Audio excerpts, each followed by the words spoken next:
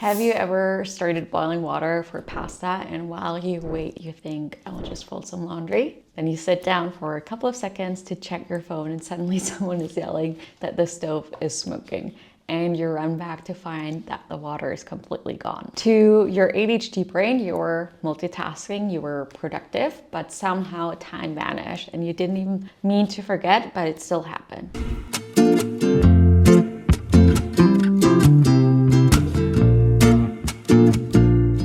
In your head, you were only on your phone for a couple of minutes, but in reality, you were on your phone for more than 20 minutes.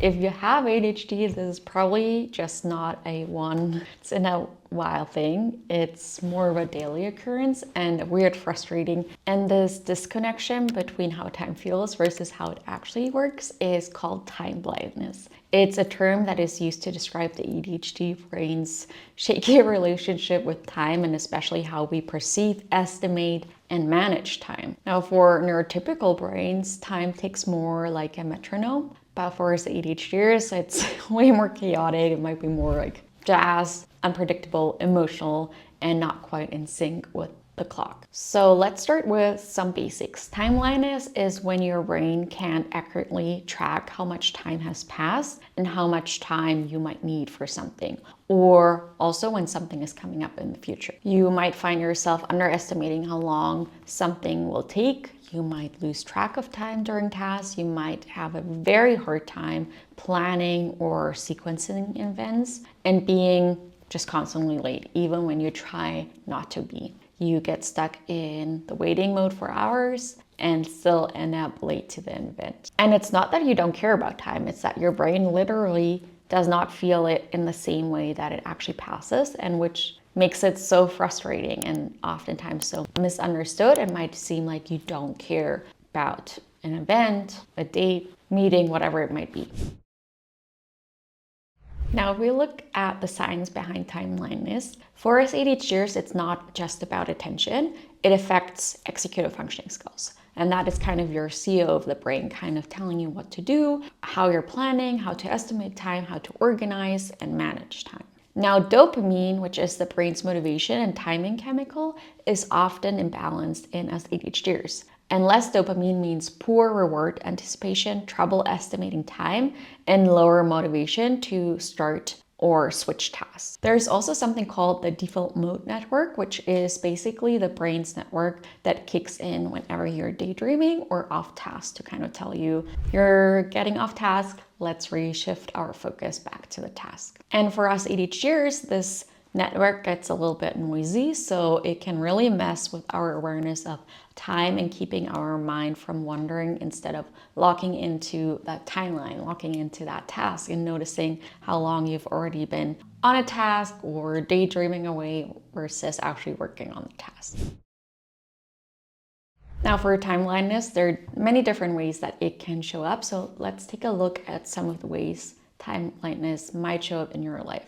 And let me know in the comments if any of those feel familiar to you. The first one is the late rabbit hole. So you might have an appointment at 2 and it's only 12:30. And instead of starting to get ready, you convince yourself you don't have time to do anything else. So you do nothing and you just wait, but all of a sudden it's 1:55 and you're panicking. Then there's also something that I like to call the hyperfocus black hole, where you start sketching, you read, you're gaming, you're editing, and all of a sudden 4, 5, 6 hours have passed and you haven't had any lunch, any dinner.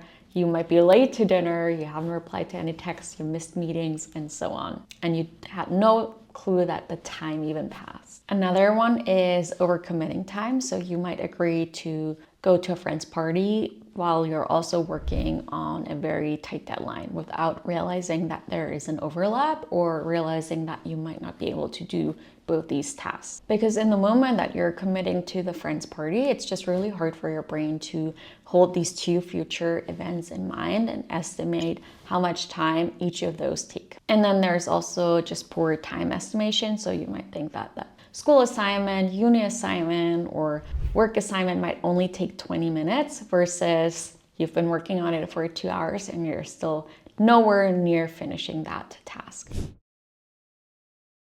Now, when we talk about time blindness, oftentimes we only talk about the side of us maybe coming late to an event or having just a really hard time planning everything, but there's also a huge emotional toll that comes with time blindness, because there's this huge emotional side to it. There's the guilt, the shame, the why can't I just do this like everyone else feeling, being chronically late or unreliable even when you're trying your hardest, but you just can't change it. And of course, that can impact your self-esteem hugely. But please remember that you're not lazy, you're not broken. It's just living with a brain that processes time differently, and that is definitely not your fault. And luckily, there are also strategies that can really help with time blindness.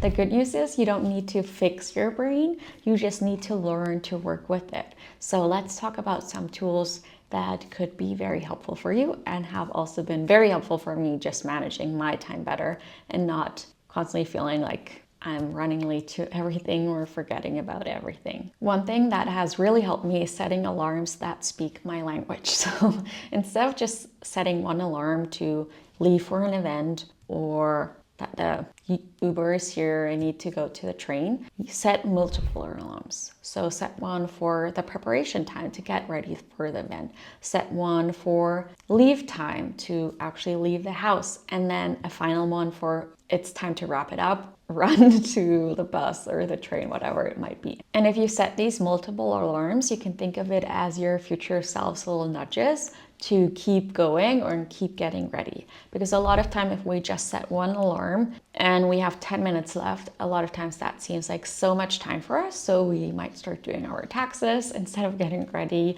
We suddenly reorganize our whole kitchen, our living room, and then of course we're running late again. So if you keep having these little reminders of alarms to tell you to keep going and stay focused on the task of getting ready and leaving, that can be very, very helpful. And it has saved me too as well. And just now I'm so much more prepared and it's so much easier for me to actually leave my apartment. Also, what has been super helpful is externalizing time, because we have such a hard time telling time and noticing that time is even passing. Externalizing time through visual timers can be super helpful. And if you know me, you know that I love my visual timers. You can see my time timer here, and I have multiple all spread through the different rooms to just help me notice time passing.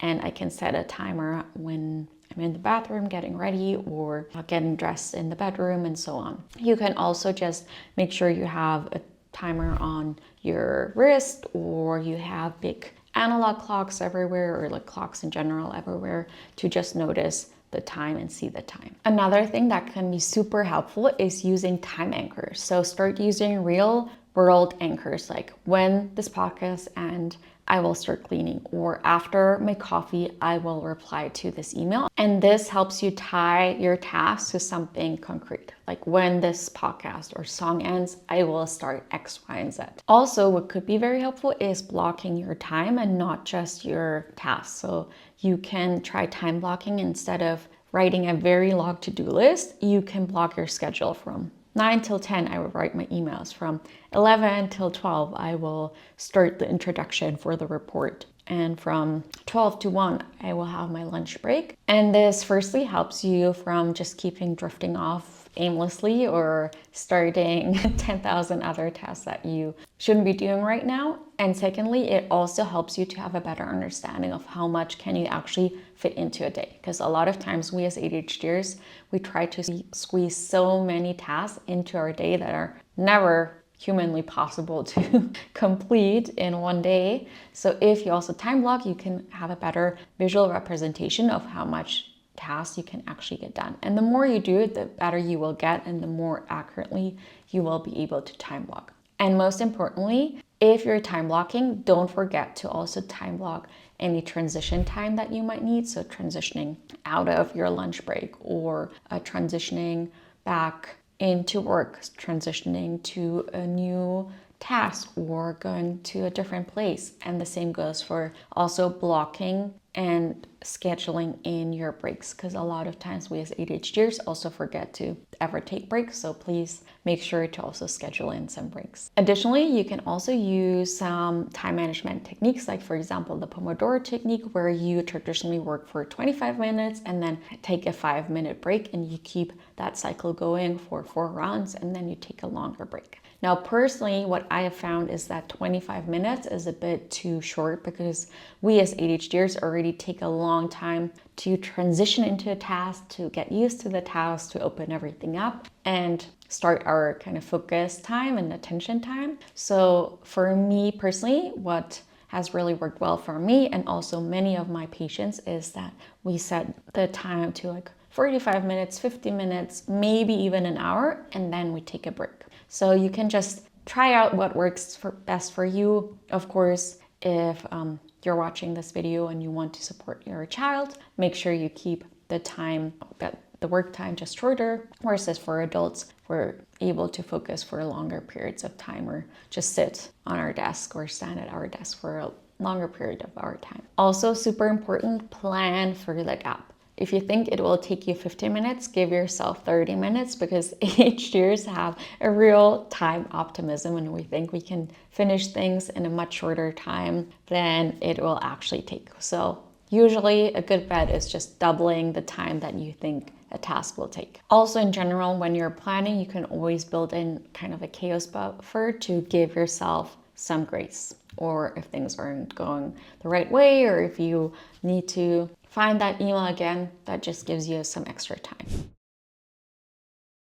Now, unfortunately, time blindness doesn't just disappear, but with the right habits and support and the tools, you can really manage your time blindness so much better and have a much better understanding of time passing and how you can schedule your time and your events so much better. You can also always look into therapy and ADHD coaching to get more ADHD specific tools for you and your life. That can also be really helpful. If you're interested in ADHD coaching, you can always book a consultation in the description below. Additionally, medication can also be really helpful if that is part of your treatment plan, or if you're open to taking medication, because that can also help with improving just focus, planning, and also even time perception. And please, as always, remember, you're not lazy, you're not careless, and you're definitely not selfish. You're just wired differently, and that's absolutely okay. Share this video with someone who might needs to hear this and needs some more tips and tools to manage their time,